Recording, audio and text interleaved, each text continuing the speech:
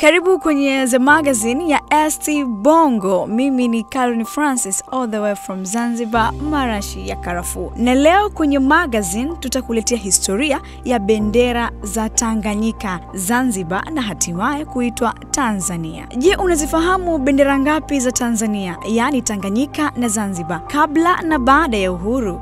Hii ni bendera ya kampuni za Kijerumani Afrika Mashariki iliyotumika wakati huo, wakati Tanganyika ikiwa chini ya koloni la Mjerumani kati ya mwaka 1885 na 1891.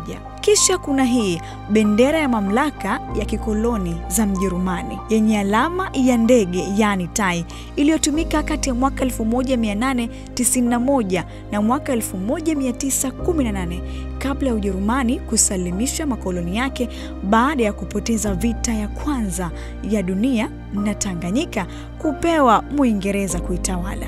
Halafu ikafuata bendera hii baada ya Tanganyika kuwa chini ya mkoloni Muingereza chini ya gavana Sir Horace. Ilizaliwa bendera hii ambayo ndani yake ilikuwa na bendera ya Uingereza na kichwa cha twiga. Ilitumika mpaka pale Tanganyika kufikia uhuru mwaka 1961. Huko visiwani Zanzibar, baada ya uhuru, bendera ya sultani ndio iliyokuwa ikitumika. Ilikuwa na rangi nyekundu na alama ya zao la karafuu ambalo lilikuwa utambulisho wa Zanzibar. Ndio pale wakasema Zanzibar ni njema atakaye na aje, yani visiwa vyenye marashi ya karafuu. Ilitumika bendera hii kati ya tarehe 10 Disemba 1963 hadi mapinduzi Januari 12, 1964. Kisha tarehe 12 Januari 1964, mara baada ya mapinduzi yaliyomuondoa sultani madarakani,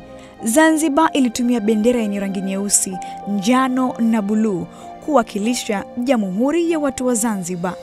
Hii ndiyo bendera iliyotumika muda mfupi zaidi kwenye historia ya nchi. Ilitumika takriban siku 17 tu. Mara baada ya hapo, mnamo tarehe 29 Januari 1964, bendera ya nchi ilibadilishwa na kuwa na rangi za buluu, nyeusi na kijani, mfano wa zile zilizokuwa kwenye bendera ya chama cha Afro Shirazi Party, yani ASP.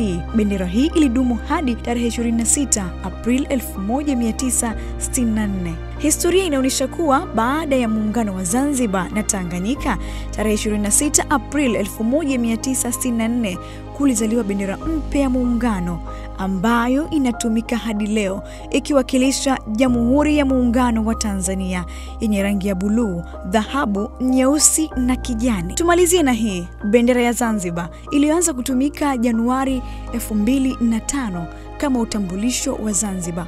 Licha ya kwamba kimataifa bendera iliyosalia kutambuliwa ni ile ya Jamhuri ya Muungano wa Tanzania, yani Zanzibar na Tanganyika. Bendera hii inapaswa kuheshimiwa na kuidharau ni sawa sawa na kuidharau bendera ya taifa. Jina langu ni Caroline Francis, tukutane kwenye magazine ijayo.